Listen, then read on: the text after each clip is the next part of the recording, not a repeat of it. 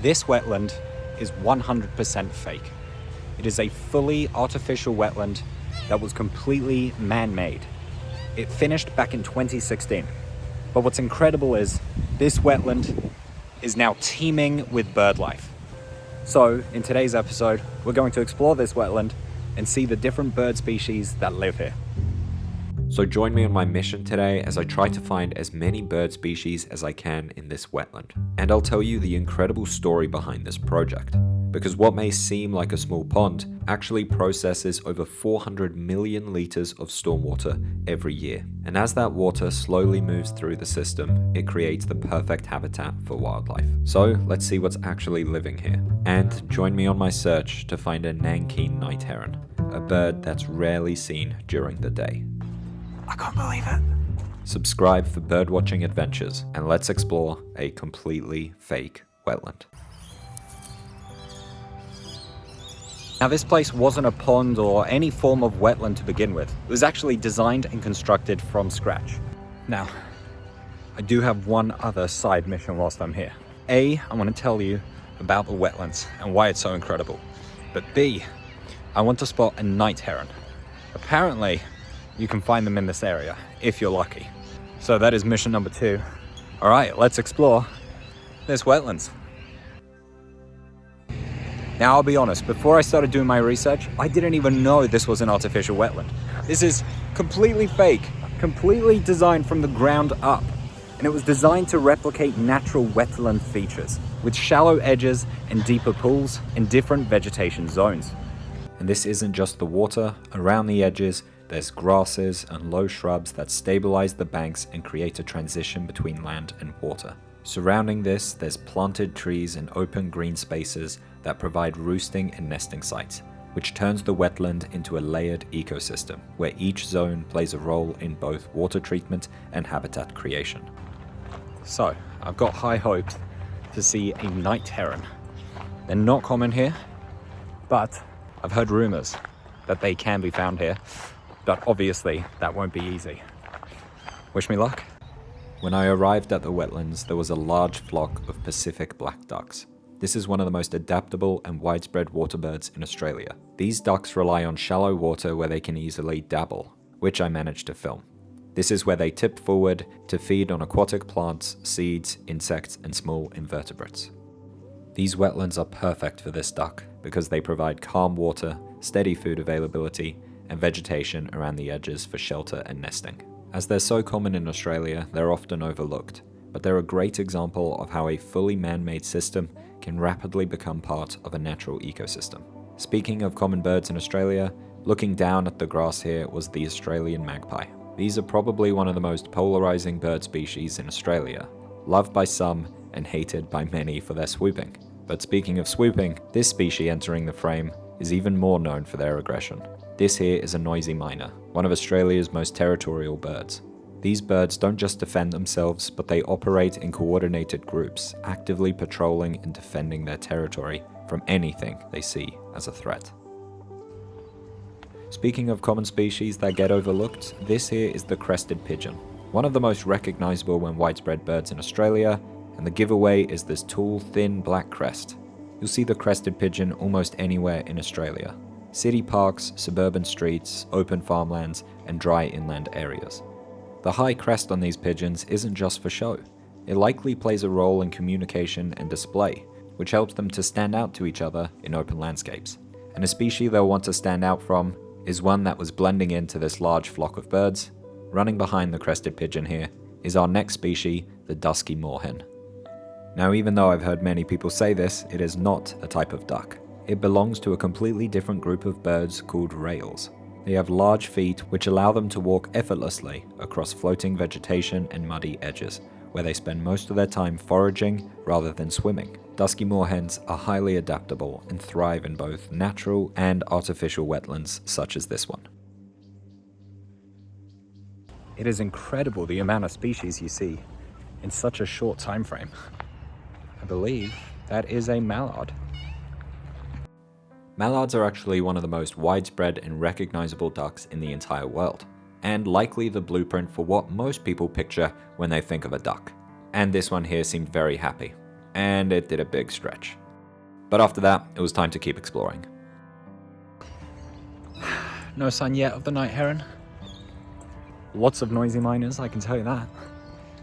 Now this place has a ton of iconic Australian species, with one of them being the swamp hen here. The purple swamp hen is one of the most striking and unusual wetland birds in Australia.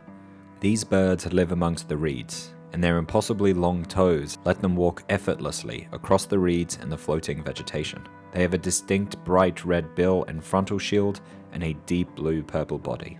This wetland was a haven for purple swamp hens. After filming the swamp hen for a while, it headed off across the bridge. It was time to see what else I could find in this wetland. For those of you wondering, I'm filming this footage with my Sony a6400 and the lens is a Tamron 150-500, with the vlog footage and landscape shots filmed with my iPhone.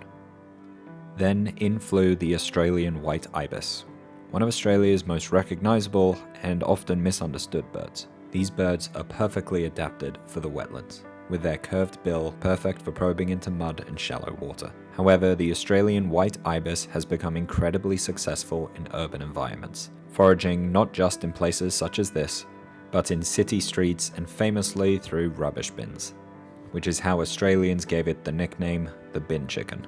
This became so synonymous with the species that people began associating the bird more with garbage than wetlands, so it was nice to see them thriving here.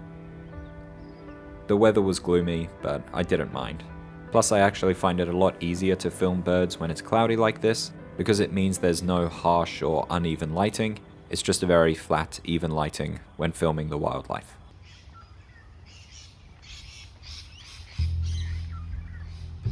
Then I saw a little pied cormorant flying in from the sky. The cormorant was hungry.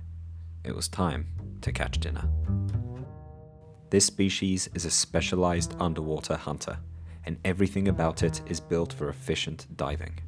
Unlike ducks, which mostly feed on the surface, cormorants actively pursue prey underwater, with a typical dive lasting around 10 to 30 seconds, during which they chase small fish, crustaceans, or aquatic insect through submerged vegetation. Using their powerful webbed feet to propel themselves beneath the water, their wings stay tucked, and they steer with their feet and body, chasing fish in short bursts. After a tasty dinner, the cormorant started its post-dive reset. This involves them shaking their head and body and flicking water off of their feathers. So I think I only got a second of it, but basically, when they flap their wings like that, they're trying to dry off because they actually can't fly before drying off their wings, unlike other birds. Oh, he's flying. He landed right here. Luckily for me, the cormorant landed closely on the metal railing. Here it continued its drying off process. Cormorants are unusual because their feathers are not fully waterproof, which makes them great for diving as there's less buoyancy, but it does mean after a few hunts they become heavy, cold, and less able to fly. So drying isn't optional, it's essential. But after filming the cormorant for a while, it was time for me to head off to find more bird life. Goodbye, buddy. I still need to see a night heron.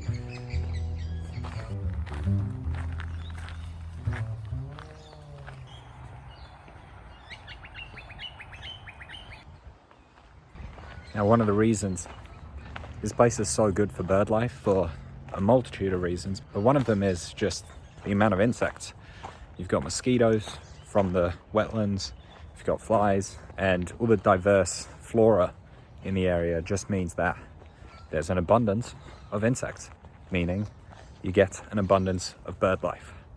I know we don't like mosquitoes, but it's quite important for a healthy ecosystem a lot of the time. Especially for a wetland, you know? I then got an insect in my mouth. After that, I filmed some rainbow lorikeets. This is arguably Australia's most colourful bird, and often described as the most chaotic bird. They're quite common, but I'm always happy to film one. After that, I kept on walking and managed to get this footage of a Pacific black duck feeding. You can see how tightly their feathers are packed as the water just falls off them. After that, as I kept walking, I heard a familiar sound and a movement in the trees. Up there, hiding in the tree, is one of my favorite species, which is the musk lorikeet. The musk lorikeet is a smaller and more understated cousin of the rainbow lorikeet. At a glance, it's mostly green, but if you look closer, you'll notice the vivid red patch across its forehead and often a soft blue crown. Like other lorikeets, it's built for nectar feeding, using a specialized brush-tipping tongue to harvest pollen and nectar from flowering eucalyptus.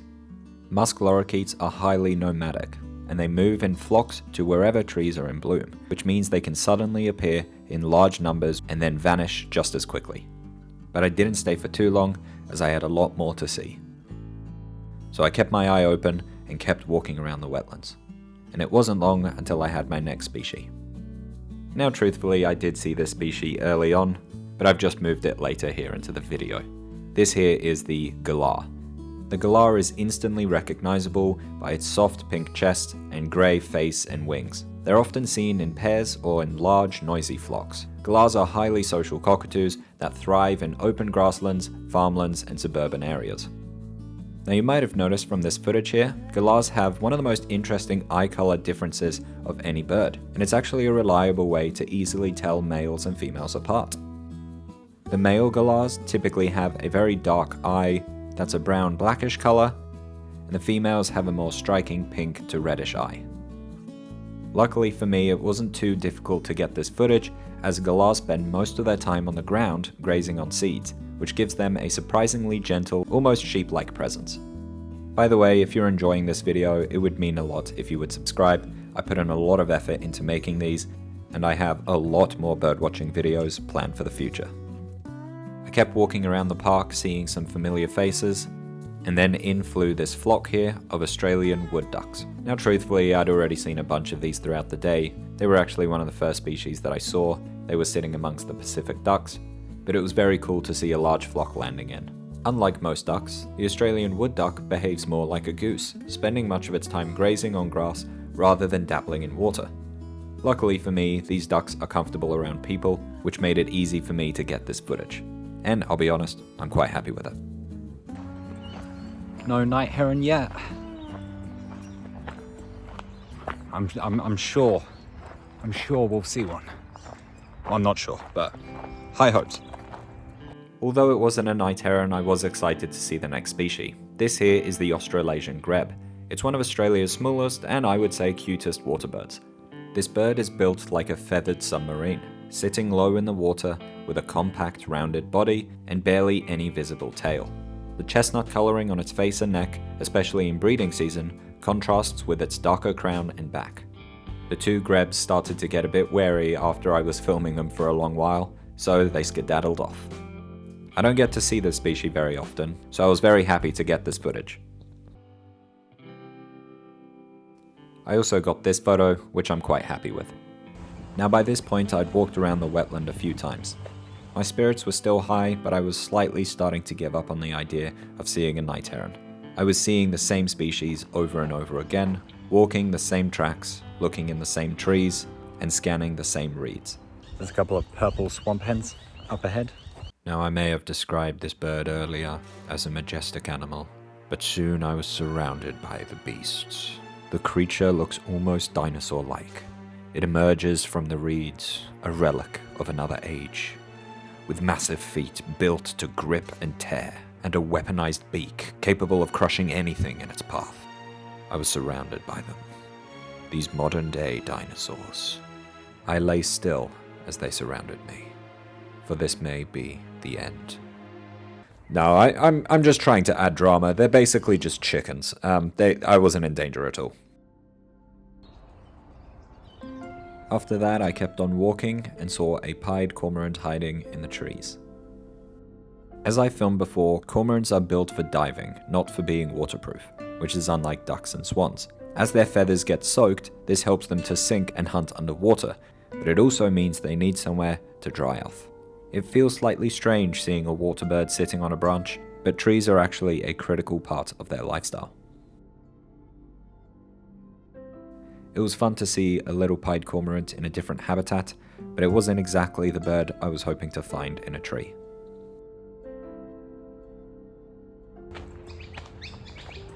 No sign of a night heron just yet. Still looking. Trying to look in these larger trees, hoping that I might find one in there. I Fingers crossed. It was getting later and later, but I hadn't seen any signs of a night heron just yet. However, I did get to see something incredible. As the sun sets, the sky gets filled with welcome swallows. They slice through the evening air in fast, graceful arcs, chasing the surge of insects that emerge at dusk. This timing isn't random. Many flying insects, such as mosquitoes and other tiny prey, become mainly active in the cooler, calmer air of twilight. There are so many swallows in the sky. I mean, there's probably 100. It's amazing. Now that it's later, all of a sudden, they all start flying out, catching insects. I also found a spot where a lot of these welcome swallows were landing. They were sitting here amongst the reeds.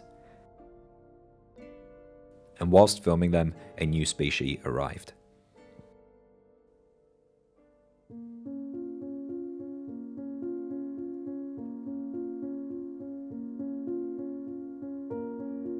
A black cormorant just landed. Pretty cool. We can add that to the list. No night herons though, and it's getting later and later, so this might be the last shot that I have. I walked the loop of the wetland again, seeing the same species over and over. No sign of a night heron. I scanned the reeds, the trees, the grass, and the skies. As the light steadily faded, my hopes dwindled.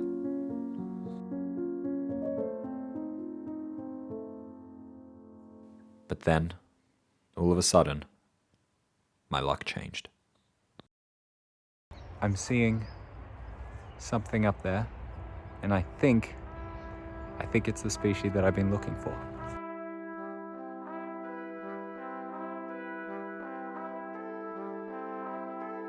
After hours of searching for the night heron, I couldn't believe my luck.